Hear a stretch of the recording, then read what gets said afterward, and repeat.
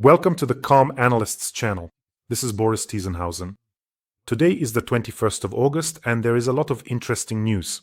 Why do Putin and some Russians stubbornly continue to call Ukrainians a brotherly people while at the same time wanting to drop a nuclear bomb on them? And today I'll show you several videos of Russians being interviewed so you can understand the full depth of the horror and confusion that's happened in their minds.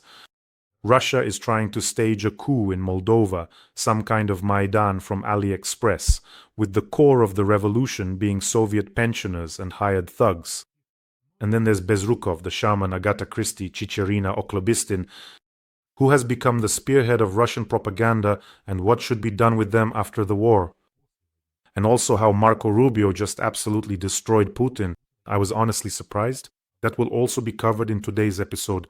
If this is your first time on this channel, be sure to subscribe so you don't miss future episodes. And let's get started. Ukrainians and Russians are brotherly peoples, and really, we have nothing to fight over. Putin has started up this old tune again. Out of all the nonsense that Putin has been spouting lately, what struck me the most is that he still calls us a brotherly people. He literally called Ukrainians and Russians a brotherly people while in Alaska. But how does that fit with the fact that he generally considers Ukraine to be an artificial state? But that's another question. But to call us brotherly peoples after what Russians have done and are still doing here is just barbaric. Moreover, some Russians also consider us a brotherly people. They seriously believe that when the war ends, or rather when it does end, Ukrainians and Russians will come out of the trenches, start hugging, fraternizing, and remember that they are brotherly peoples and have nothing to divide. They genuinely believe in this. I recently came across a video showing how an average Russian woman perceives what's happening now in Ukraine and this war. I'm going to show you this video now, but it's so telling and really illustrates that collective image of a Russian and the mess that's going on in their heads. Just take a look. I don't know. I have a lot of acquaintances in Ukraine. I used to have friends there. It's like they're all, brainwashed. They weren't like that before, but then all this started. We became their enemies, and they've confused, the movie president with the real one. Maybe it's because the war is happening on their territory. Well, yes, it is. But when they started telling us, for example, that we attacked them, I asked, so why were you silent when since 2014 people were being killed there, children were being killed there? But some say, we weren't silent, we spoke up, and now let yours die here if you don't stop your president. What do you mean ours are dying? Yes, they know what they're dying for. We are protecting the people. Those people, our people, to be precise. For so many years, we couldn't help them.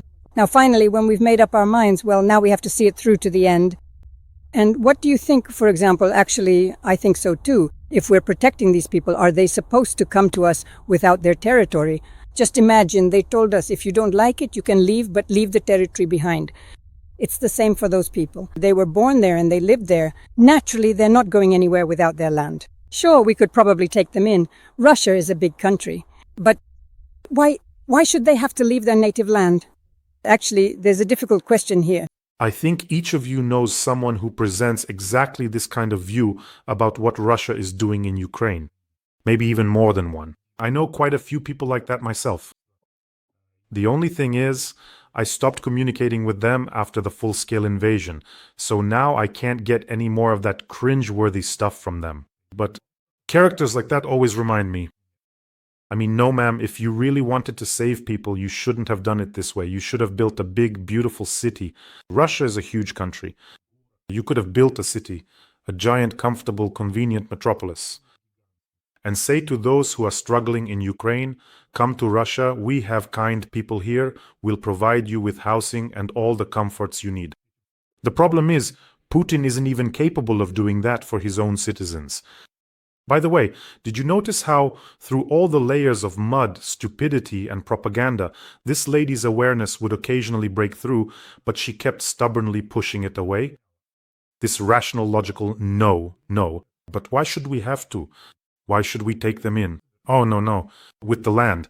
Of course, with the land. People can't just get up and leave without their land. And did you see how she says, we came to save them? Have you seen the Save It Bakhmut, Kramatorsk, Severodonetsk, Lysychansk, Rubizhne? Have you seen how beautifully they've been saved, right? Ruins, scorched earth. There's nothing left to restore. You basically have to rebuild everything from scratch. That's how they came to save. By the way, Putin's mantra about brotherly nations has another side to it. So, do you think Turkic peoples are considered brotherly nations to Russians?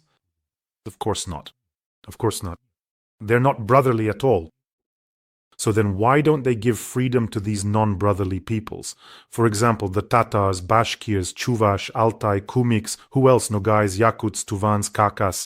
According to this lady's logic, these non-brotherly peoples should have the right to self-determination over their own territories. And not just them, by the way. I recently watched another video. There's no horror, blood, or violence in it, but it's still disturbing. It's actually worse and scarier than if all that had been there.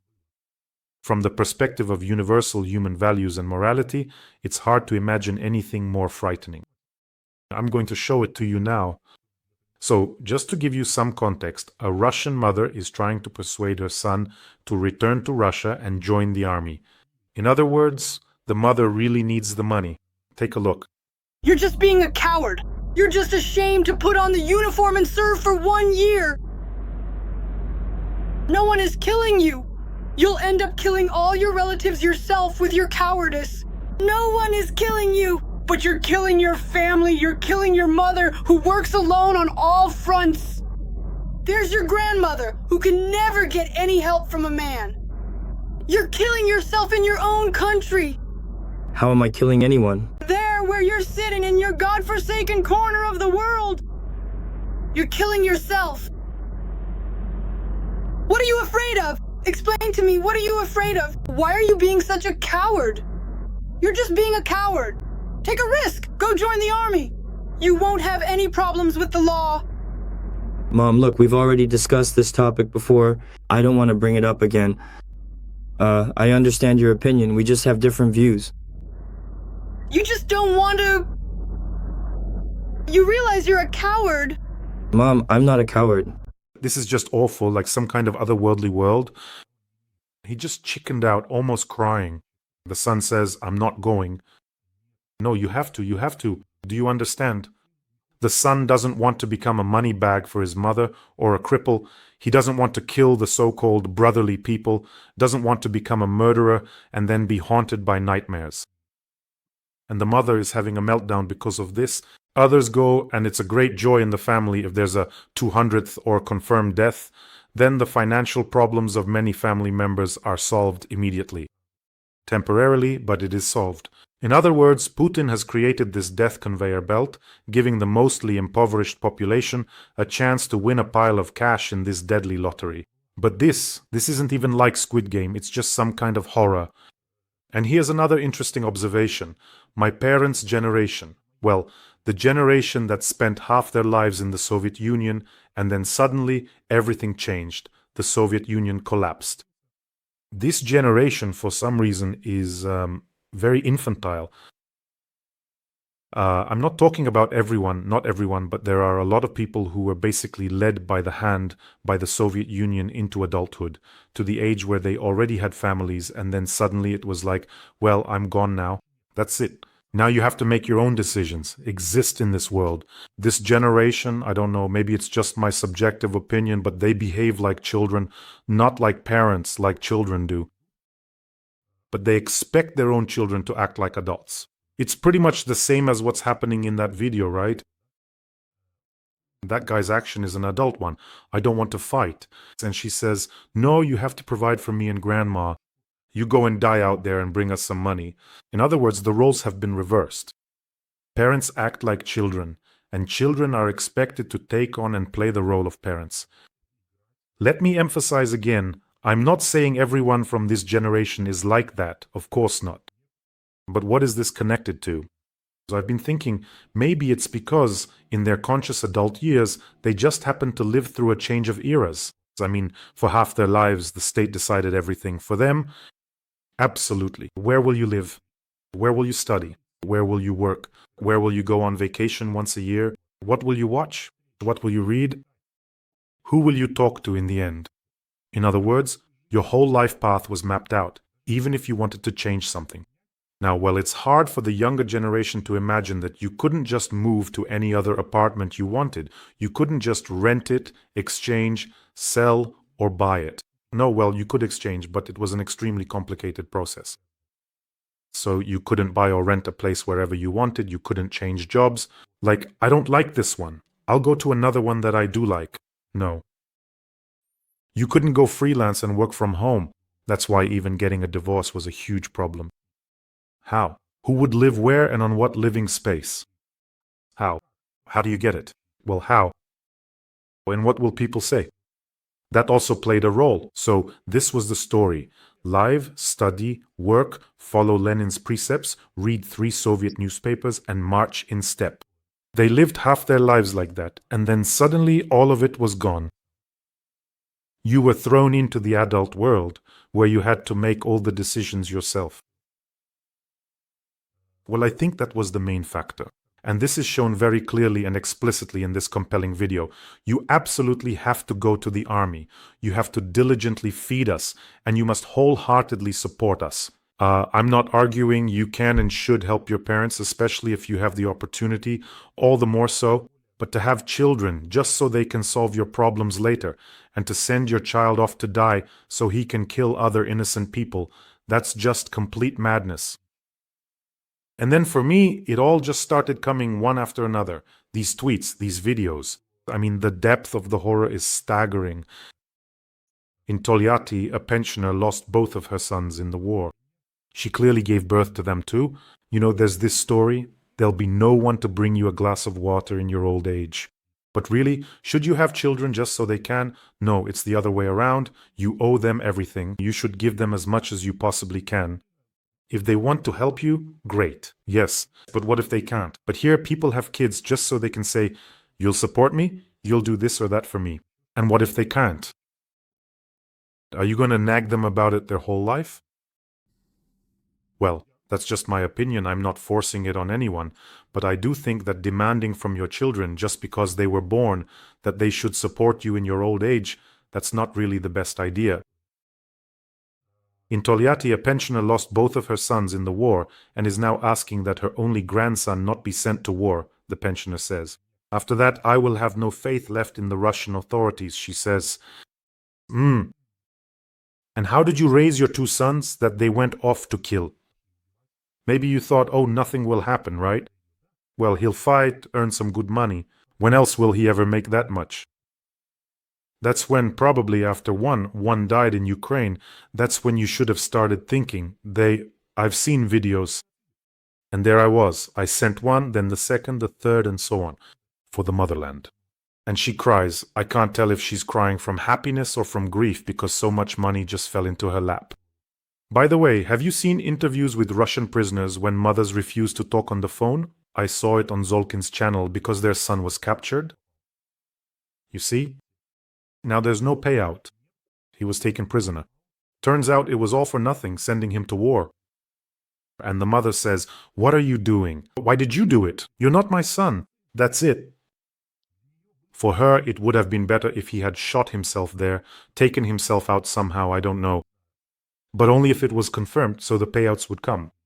Can you imagine the depth of this madness?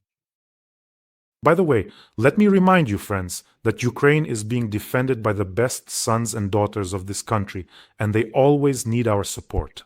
And about our fundraiser for the 1st Medbat, the 1st Medical Battalion, for our medics, I visited their Facebook page and took a look. They really do have this great project both before and during the war. Such young, bright guys and girls in medical coats back then before the war, and now in gear with such serious faces.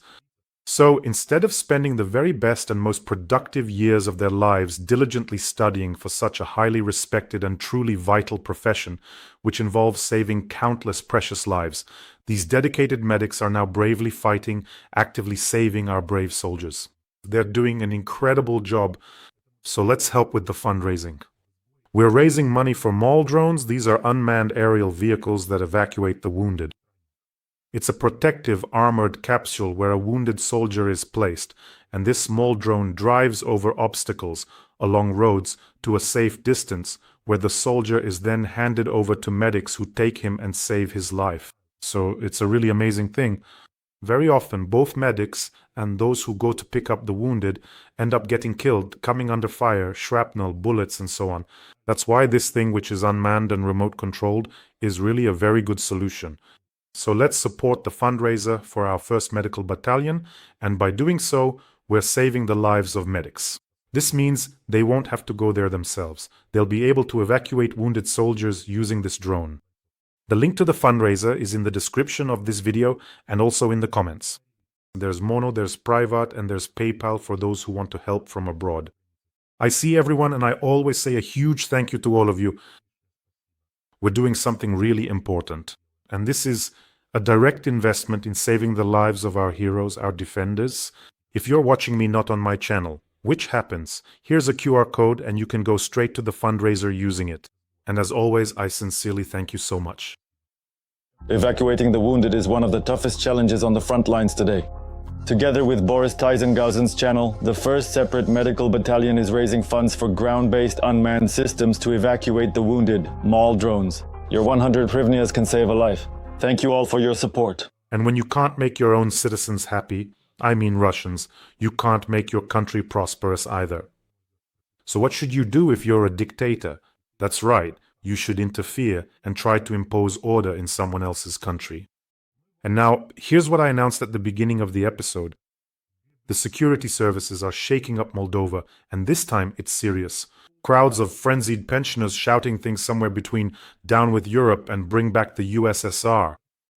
This formidable army of pensioners, they are truly playing a very dangerous game. These particular squads, you know, Putin's notorious squads, but this time, surprisingly, in Moldova. By the way, these specific Putin squads in Russia, I get the distinct feeling that all these elderly ladies used to work either as strict wardens, or perhaps in the children's room at the local police station, or maybe even quite possibly in the infamous KGB. You know, there are these old women. This isn't ageism, that's just how it is. She just hates everything and everyone. And there are old men like that too, by the way. There's nothing you can do about it. Oh, I had one like that. I was born in Sevastopol, and I had a vice principal like that at school. She used to work in the children's room at the police station. She even had some rank there. Then she became the vice principal for student affairs. Well, I think she used to beat her husband, and pretty harshly at that. And as for, well, you really need to check people like that. Nowadays, there are ways to check why someone wants to work with children, because many, well, some people go into that line of work just to have power over these poor kids because, well, they can't manage it with adults. An adult can hit back after all. That's why it's absolutely necessary to check all these people. So these are the Soviet-style pensioners, the ones in Moldova shouting, "Down with it, down with it." This type of pensioner is the same everywhere, in all the former Soviet republics, always the same. In other words, he shouts he wants to bring back the Soviet Union, and what's important to him is to make a mess and leave without being defeated. These are the ones whose slogan is, "We didn't get to live well, and we won't let you either." Yes, of course, some do it for money, but there are also those who genuinely say, "Bring back the Soviet Union, bring back Stalin, bring back Lenin for us." Don't you wish you had Stalin now? But what's the context of that phrase? Back then you would have been shot, kid. And now look at all the freedom you have. So that's what the secret police are pushing.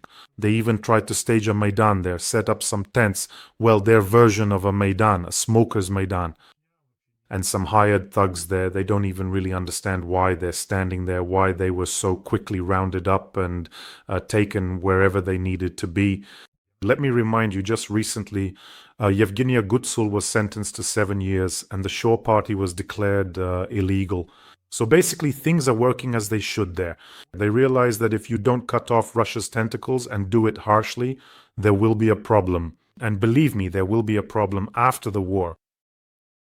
By the way, those pensioners who support Putin, the so-called Putin squads, it would be useful for them to hear the opinion of former athlete and now United Russia Deputy Irina Rodnina. And I think Russian pensioners would actually be happy about that. I come across this message. It just shows how disconnected from reality things are. Well, Rodnina as an athlete is actually against athletes becoming politicians just because of their sports achievements. And well, the same goes for actors.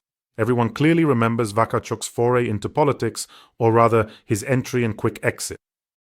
Overall, nothing particularly good comes out of this. Although there are exceptions, there really are exceptions. But just like that, simply because, well, he did earn it, I suppose. Or rather, no, he capitalized on his recognizability and turned it into electoral points. Is that good or bad? No, I think it's not good. We've seen many times how a good artist can become a bad politician, or a good athlete as well. Well, alright, so what did Rodnina say? In response to a question about whether she thinks pensions in Russia are fair, she said that elderly Russians already have enough benefits and concessions. A pension is not a salary, but an old age allowance. In some countries, there are no state pensions at all. But we are always raising the question of what the state should provide. But does the population do enough to make it comfortable to create such conditions? It's a two-way process. And in March of this year, she answered a question about whether it's possible to live on a certain Russian pension. She stated that she hasn't tried and doesn't even want to try living on a pension. And just last month, she noted that in America, people create their own pensions, while our citizens practically do not participate in their own pensions at all. This is a deputy, I remind you, from United Russia saying that citizens do not participate in their pensions in any way. Well, you have to understand this. And after that, they'll be shouting, Putin is the president of the world. Is this supposed to be completely erased, even these analytical inklings? How is it supposed to be? By the way, friends, don't forget to subscribe to this channel. The more of us there are, the fewer of them there are. Let me tell you a mysterious phrase. And by the way, about America. Since Rodnina said that in America people create their own pensions, I recently came across an interview with Marco Rubio, which was absolutely uncharacteristic for him as a very cautious diplomat. He hit so hard at Putin's most fragile egg, the egg of Russia's greatness, that I simply couldn't believe my eyes. So, the head of the State Department stated that he is not at all interested in Putin's stories about the root causes of the war. Putin's stories about the root causes of the war, which he brought with him to the meeting with our president, are absolutely of no interest at all. In other words, they made it clear to Putin that all these folders about the Pechenegs and Polovtsians are complete nonsense. And everyone is already fed up with them. He's like Gollum with those folders, yeah. My precious, let me show you that Ukraine isn't real. Everyone's sick and tired of those folders already. Where are you? Calm down already. Go mess around with your Chinese-speaking cronies before they take you to The Hague. And sooner or later, they'll take you anyway. So, Rubio says that by the root cause of the war, Putin means long-standing historical grievances. By the way, that's a great definition, one we've heard many times. It's not a new argument. He's been talking about this for a long time. It's the argument about the West advancing. I don't want to talk about it, it's too long. We're not going to pay any attention to that at all. And he added that the real root cause of the war was that Putin invaded Ukraine. This is the head of the State Department, the equivalent of a foreign minister who deals with foreign policy. And by the way, Putin has previously claimed that Ukraine is an artificial entity, and he probably still claims that now. And according to our Ukrainian intelligence services, he brought a folder of documents to Alaska which, in his opinion, prove this point of view. So Rubio is right. Most likely he brought the folder and started trying to prove his case. Remember, when he met with those pseudo-historians? He says, look, there's no mention of Ukraine here, and yet the word Ukraine is written in big letters right there. So that's basically the kind of argument Putin was making. At first he kept repeating that Lenin created Ukraine. That was in 1921, but in 2024, in an interview with Tucker Carlson, he said that Stalin created Ukraine.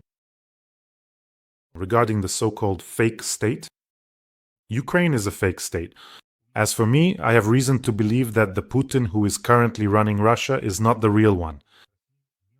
As for who that bald guy was who came to Alaska, that's a complete mystery. Maybe there's a whole herd of them running around and each one just goes wherever he wants. But I think that if he's not the real one, or whichever one of them it is, let him take a genetic test. For what purpose? Because now one of them might sign something and then it turns out it wasn't the real Putin, and the document, although even if it is, the document is worthless anyway. But Just for the sake of absolute fairness, go ahead, by all means, take a comprehensive genetic test. That, in fact, is considerably easier than attempting to find definitive proof that the nation of Ukraine is somehow entirely fake or undeniably real. So go ahead and do it. Otherwise, all the documents that get signed can be considered illegitimate. Isn't that right? Well, aside from the crazy pensioners, there's another utterly disgusting cast of ghouls in Russia. All these artists, actors, singers. And notice, as soon as someone starts supporting Putin, something immediately starts happening to them. Duzhev, he's done for. He never shows up sober or not high anymore, ever since he started actively supporting Putin. Chicherina, she's just, I don't even know, some kind of freak from the other side or something. Well, she doesn't even look like a human anymore. I also don't know what she puts out there. She giggles constantly. Well, it's not only psychologically but also externally that it's noticeable that they are very ill. I may be a bit harsh, but that's how it is. Bezrukova. Why did I start talking about this cast? Recently I came across, I think on TikTok, a short clip from a play where Bezrukov is performing. He's dancing there, I don't know. Looks like the 18th century, judging by the costumes. And there are tons of comments, like he seems to act well, but there's something slimy about him, I don't trust him. There's something repulsive about him, and then people start listing various stories from his life. Basically, they write that there's just some kind of negativity radiating from him. How is that? The more he supports Putin, maybe it's some kind of compensation, or this alien stuff just comes out of them, I don't know. The Gazmanovs, the Boyarskis, there's a whole dynasty there. The younger Gazmanov, he's been nasty since childhood, let's be honest, with that nasal voice of his. The elder Gazmanov, I was just talking about him recently on the show. Well, not that recently, right?